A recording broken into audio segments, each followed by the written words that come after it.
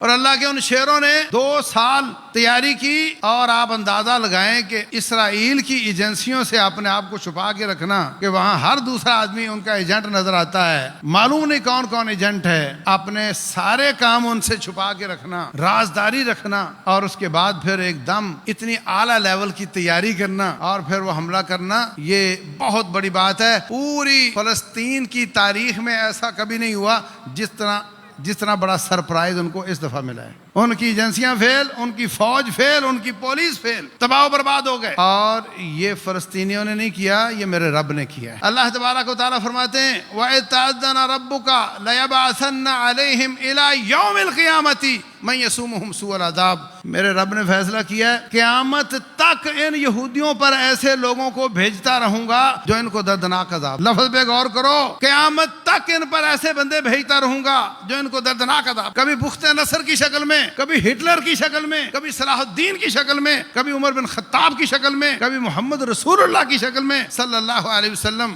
اب ان مجاہدوں کی شکل میں۔ اور جو صورتحال بن رہی ہے، کچھ دنیا ان کے ساتھ مل رہی ہے، کچھ ان کے ساتھ، لگ رہا ہے کہ یہ کام بڑھے گا، اور اپنی خاطر جمع رکھو، اللہ تبارک و تعالیٰ ہو سکتا ہے آپ کو بھی ایسا موقع عطا فرمائے۔ کیا کر سکتے ہو اس کے لیے؟ کم از کم دعائیں کرو، نمازوں میں قنوت نازلہ پڑھو، واک شروع کر دو، جم جانا شروع کر دو، یہ کام تو پاسبل ہے نا۔ اپنے آپ کو تولو کہ اگر مجھے حکمران کہتا ہے نکلو تو کیا میں نکل سکتا ہوں؟ میرا سانس تو نہیں پھولتا؟ اپنے آپ کو تیار کرو ایسی قوم کے لیے جن کا بچہ عسکری تربیت لیتا ہے، جن کی عورتیں بھی عسکری تربیت لیتی ہیں، جھوٹ بولتا ہے کہ عوام کو مارا ہے فلسطینیوں نے، ان کے ہاں عوام کا تصور ہی نہیں ہے، ان کی عوام بھی فوجی ہے، ان کا فوجی بھی فوجی۔ ہر شخص، کوئی ایک اسرائیلی ایسا نہیں ہوگا جس نے 2-3 سال کی عسکری تربیت نہ لی ہو اور 1.5 سال عسکریت میں گزارا نہ ہو۔ اس قوم کے لیے تیار ہونا ہے آپ کو۔ اور رب ذوالجلال جس طرح پہلے قادر مطلق تھا آج بھی ہے، اور یہ رب ہے، وہ کروایا کرتا ہے اس طرح کے کام، اور جب چاہے